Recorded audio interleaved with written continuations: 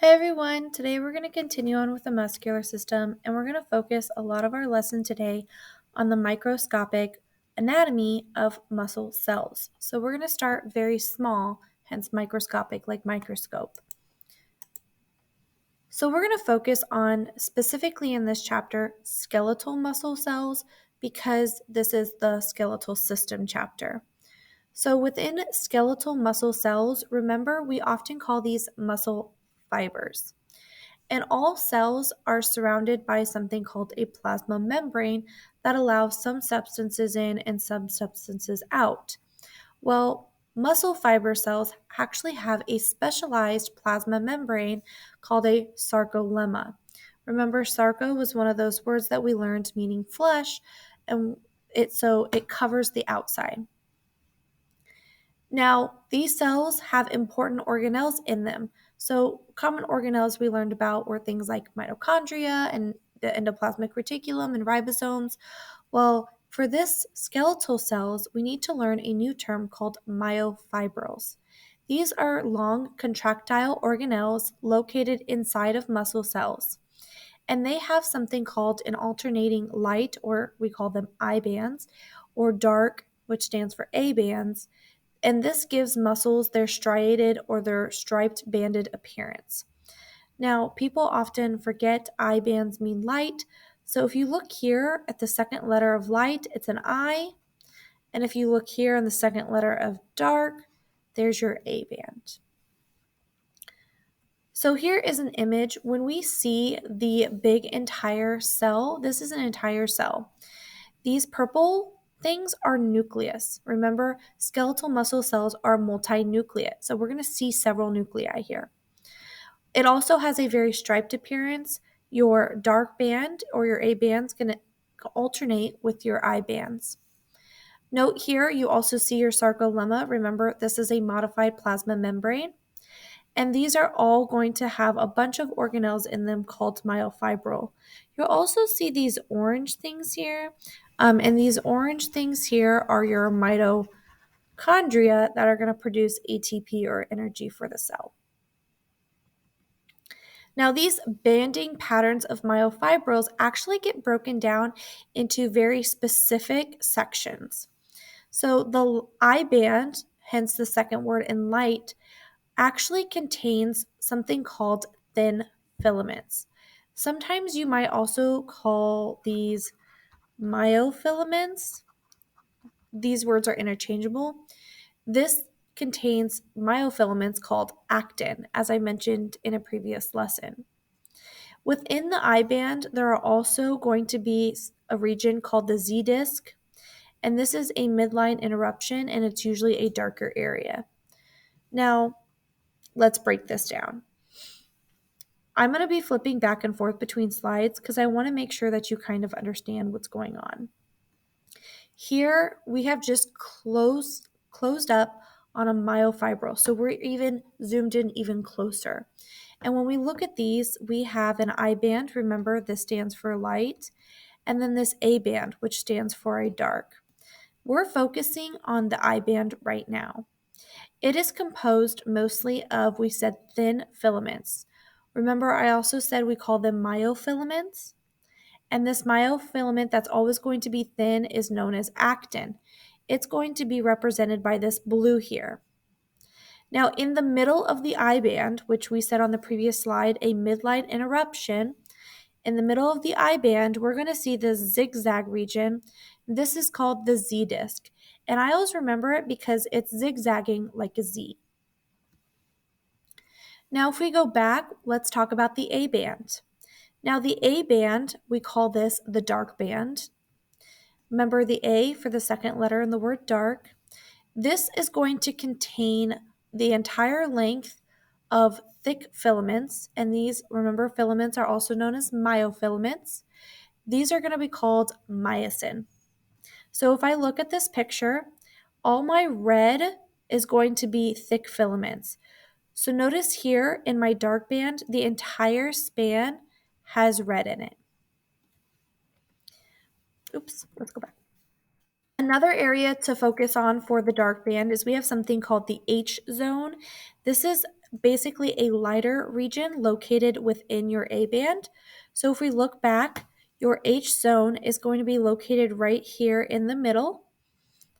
The H zone is often going to be a little bit lighter because it doesn't have these thin filaments plus your thick filaments together. So it's just a tad lighter. And then within the middle of that H zone, there's a middle line called an M line.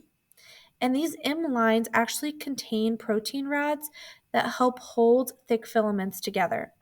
So if I look back at this picture, this very middle line here in the very center of these three is going to be your M line. So over here, they have the M line labeled as the one directly in the middle. So these myofibrils actually connect and make chains, repeating chains, and these repeating chains are called sarcomeres. The sarcomere is actually the contractile unit of a muscle fiber. This is the structural and functional unit of what allows muscle fibers to contract. Now, the organization of a sarcomere, remember, one thing to know, and it's going to be repeated several times in this section, is these myofilaments, these are very important, produce these banded patterns and allows our cells to contract. Remember, thick filaments are myosin and thin filaments are actin. So now that we have these couple thin and thick filaments, let's talk a little bit more about them. Our thick filaments, again known as myosin, they're called myosin filaments because they're made up of a protein called myosin. One thing that's special about these proteins is they contain an enzyme called ATPase. And I know it's an enzyme because it ends in ase. The whole point of this enzyme is to split apart ATP and release energy in order for your muscles to contract.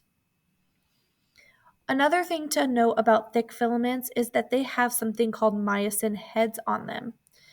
During contraction, these myosin heads love to form something called cross bridges between the thick filaments and the thin filaments. And then the other thing to know about thick filaments is they extend the entire length of that dark A band. Oops. So if you look at this dark A band, they span the entire length, this red line does. So that's what I mean by that. Okay. So then now let's talk about thin filaments. Thin filaments are your actin filaments, and they're called this because they are composed of the protein actin. These are anchored to the Z disc, which is why you see that zigzagging pattern in the middle of the light zone. At rest, the A band, there is a zone that lacks actin filaments, and sometimes we call this the H zone. Now, the H zone is not there all the time. During contraction, this H zone actually disappears because what happens is the actin and myosin filaments overlap. Also note about thin filaments is that the I band contains only thin filaments. It does not contain any thick filaments. So if we actually take a myofibril, this picture zooms on it even closer, and this shows us just one single sarcomere unit. Remember, your sarcomere is your contractile unit. So this is an even zoomed in picture. Note here, this is going to be my light zone.